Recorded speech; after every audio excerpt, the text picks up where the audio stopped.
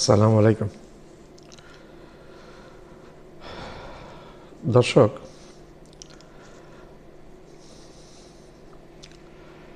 ভারতীয় আইপিএল থেকে মুস্তাফিজকে বের করে দেওয়ার ফলে অনেক বেশি প্রতিক্রিয়া হয়েছে বাংলাদেশে এবং বাংলার মানুষ আরও বেশি ভারত বিদ্বেষী হয়ে উঠেছে। এমন কোনো কাজ না, ভারত প্রতিনিয়ত আমাদেরকে উস্কায়, প্রতিনিয়ত আমাদেরকে আঘাত করে, প্রতিনিয়ত আমাদের আত্মসম্মানে আঘাত করে ভারত, যার একটি অংশ এই মুস্তাফিজকে বের করে দেবে। এভরিথিংস আর প্রি প্ল্যান্ড, এগুলো অনেক আগে থেকে প্ল্যান করা হয়েছে। এগুলোর সাথে ভারতীয় চ্যানেল বলছে যে এগুলোর সাথে মমতা ব্যানার্জির সামনের পশ্চিমবাংলার ইলেকশনও আছে। এই হিন্দুত্ববাদী ধোঁয়ার তুলে মোদি মুস্তাফিজকে বাদ দিয়েছে ভারতীয় ক্রিকেট কন্ট্রোল বোর্ড, এবং এটার ফলে হিন্দুত্ববাদী ধোঁয়া তুলে পশ্চিমবাংলায় ক্ষমতায় আসতে চায় বিজেপি। এ ব্যাপারে ভারতের মানুষকে সচেতন থাকতে হবে, পশ্চিমবাংলার মানুষকে সচেতন থাকতে হবে।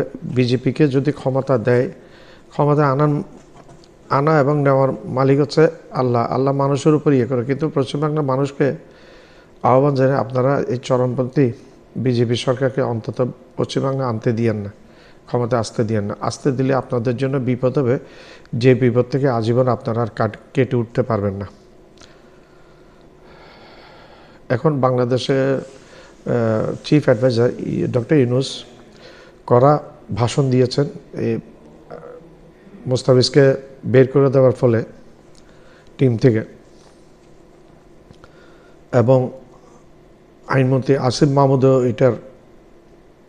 আসিফ নজরুল ইসলাম, আইনমন্ত্রী আইন উপদেষ্টা আসিফ নজরুল ইসলামও তীব্র প্রতিবাদ জানিয়েছে বলে শুনলাম আমরা।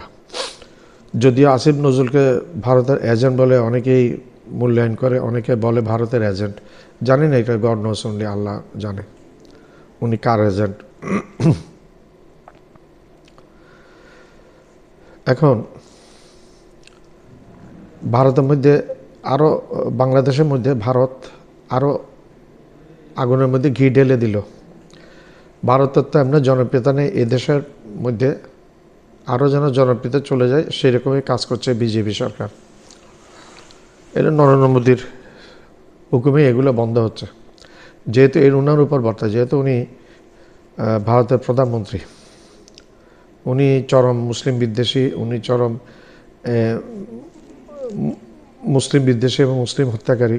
গুজরাটে কসাই বলে মোদিকে, এটা ভাই ভারতের চ্যানেলের কথা, ভারতের মিডিয়ার কথা, আমরা বলি নেই উনি গুজরাটের কসাই নাকি, ভারতীয় মিডিয়া বলে।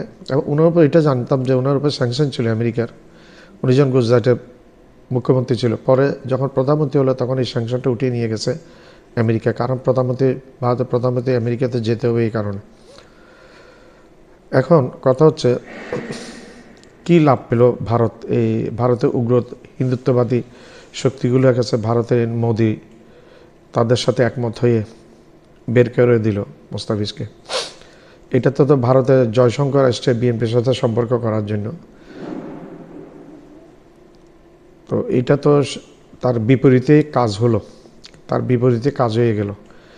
তারা মুখে একটা, ভিতরে আরেকটা, অন্তরে যেটা করে সেটা মুখে প্রকাশ করে না। তারা কঠিন বাংলাদেশ বিরোধী, এই ভারতটা কঠিন বাংলাদেশ বিরোধী, সবসময় বাংলাদেশের বিরুদ্ধে কাজ করবে। আমার অনেক ভিডিও আছে এই ব্যাপারে, আপনারা আমার ভিডিওগুলো যদি দেখেন, লাইক করবেন, শেয়ার করবেন, সাবস্ক্রাইব করবেন, বেল আইকনটা প্রেস করবেন। সাবস্ক্রাইব করতে ভুলবেন না, বেশি বেশি সাবস্ক্রাইব করবেন এবং বন্ধুবান্ধবদের বলবেন সাবস্ক্রাইব করার জন্য। কারণ আমি এই ভিডিওগুলো বানাই একটা আশা নিয়ে,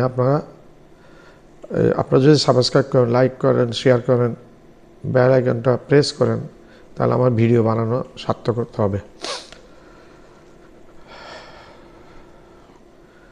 ভারত আর এক ধাপ জনপ্রিয়তা, আরও এক ধাপ তলানিতে চলে গেল বাংলাদেশে ভারতের।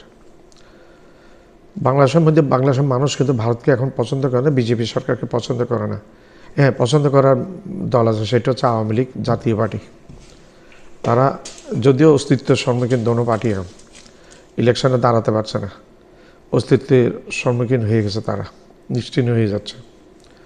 এই দুটা দলেই, আর ভারতে কিছু দালাল সাংবাদিক, কিছু দালাল বুদ্ধিজীবী আছে,